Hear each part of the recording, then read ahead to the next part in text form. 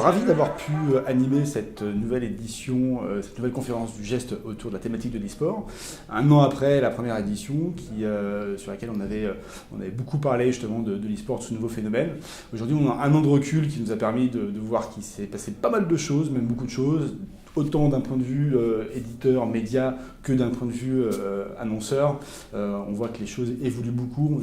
vraiment une période de transition très très importante. Beaucoup de médias traditionnels se mettent à l'e-sport, là où c'était principalement que des médias digitaux qui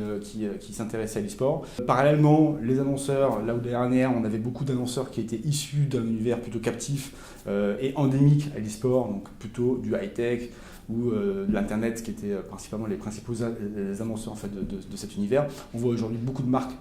très grand public, non endémiques, qui se positionnent sur l'e-sport. On avait un panel qui était assez complet, qui était assez intéressant, puisqu'on avait à la fois la vision de l'éditeur via Jean-Baptiste d'Ubisoft, on avait à la fois la vision des teams via Xavier qui représentait Vitality, des médias classiques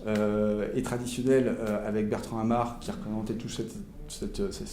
type de médias avec la télévision, puisqu'il produit des émissions pour beIN, pour SFR Sport, pour l'équipe 21, et qui lance donc cette chaîne ES1, et les médias issus de l'univers de l'e-sport,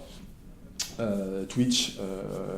et puis ESL qui a sa propre plateforme. Donc voilà, on avait un panel assez complet de l'ensemble des acteurs de l'écosystème de l'e-sport qui nous permettent d'avoir une vision assez globale et assez précise en fait, de ce qui se passe aujourd'hui à un temps T dans l'e-sport et de pouvoir projeter aussi justement ce qui va se passer